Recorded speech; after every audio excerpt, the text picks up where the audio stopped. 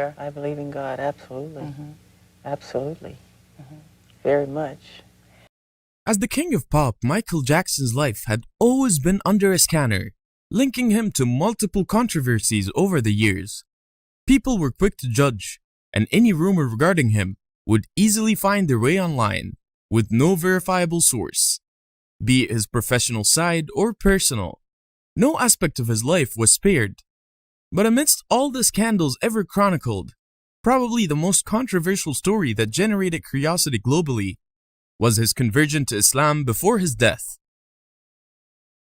All over the world, everyone had an opinion. Muslims seemed more likely to believe evidence of his conversion, while others strongly defied those theories. The internet was flooded with information of all sorts, and nobody knew what to believe as the truth or pass off as a rumor. With the scandal gaining momentum, it became even harder to differentiate whether this was a case of someone thwarting reality with a brain game or just pure gossip. People were eager for the truth. The internet was inundated with hundreds and thousands of questions. Had he really converted to Islam? If yes, then why were people arguing against his acceptance? Where was all or any of the proof? Did he convert? If not, then where was the proof that he did not convert? Neither did anybody have a proper answer, nor was there a release of any official statement. Just a bunch of conjugated facts strung together to create a sensational headline. Let's review the facts presented for his conversion. Did Michael Jackson convert to Islam? Initially, everyone was led to believe that he had indeed converted. Articles detailing how he found inner peace and how his Muslim brother had deeply influenced him convinced people of his conversion, but soon after, as more facts emerged, his conversion became questionable. The once solidly claimed facts started falling apart as they became tethered to weakly cited sources. With some profound fact-checking, reality took a different turn altogether. Why were people arguing against his acceptance? There were no official statements released by any parties involved. People started questioning the authenticity of the facts. One Islamic press, the Pan-Arab news channel at Al Arabiya, declared that Michael did not convert to Islam at any given time. This claim was never refuted by any official Islamic press, not even the Final Call, which was the official newspaper of the Nation of Islam. Michael once stayed at the royal palace in Bahrain, where he was hosted by the prince, Sheikh Abdullah bin Hamad al Khalifa. There was heavy media coverage, given the high profiles of both the personalities, and the common claim was that he had accepted Islam during that time. Pictures of his stay in Bahrain were made available online, and they often depicted his whereabouts and activities. One of the pictures that caught people's attention was of Jackson donning an abaya, which in Islam is a woman's dress. People were quick to point out that he had really converted to Islam. He would never have violated the Prophet of Islam's basic rule of a man being forbidden to wear anything that makes him resemble a woman. Where was the proof? The million-dollar question.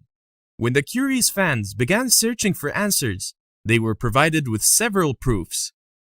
Change of name. It was rumored that Michael's new Muslim name was Micheal. The claim could not be substantiated as no official records have been changed or updated. Only links were of articles of blogs that could not be verified. He swore allegiance to the Quran. The New York Post was one of the press teams that released this story. They had picked this news from another tabloid, The Sun, which is notoriously famous for fabricating news. They falsely claimed that after accepting Islam and changing his name, Michael Jackson swore allegiance to the Quran. It was utterly irrational, as there is no concept of swearing allegiance to the Quran in Islam, as allegiance is towards Allah alone.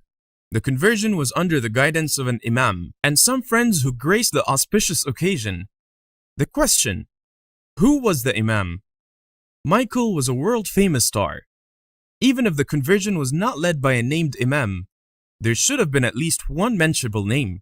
also claimed was the presence of some celebrity Muslim reverts like David Warnsby and Yusuf Islam, who later on vehemently denied any such gathering to have taken place. Didn't Michael Jackson convert then? With no concrete evidence and in light of the facts that had been used as a tool to defend his conversion, hypothetically all pointed toward it being a baseless assumption. The rest, Allah knows best. Then, where is the proof that he didn't convert? Michael Jackson was born a Jehovah's Witness. He lived with his brothers, friends, and associates, many of who had converted to Islam. Jermaine Jackson, Michael's elder brother, had confirmed that even though Michael had read some Islamic books he had brought him from Medina, Michael had not embraced the religion. Londell Macmillan, Michael's lawyer and close ally, also expressed the same sentiments over his conversion.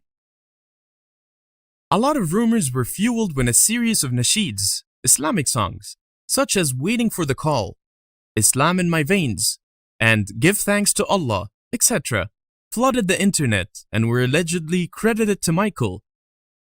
While the sound did have a lot of resemblance to Michael's, the original artist who had authored and recorded those songs released their statement taking credit. Jermaine and Marlon Jackson, brothers of Michael, repeatedly stated in a series of interviews that despite of Michael showing a keen interest in Islam and reading religious texts, Michael did not take any steps towards the actual conversion. It remains unclear why some people spread a rumor or what they stand to gain from it. Allah knows best.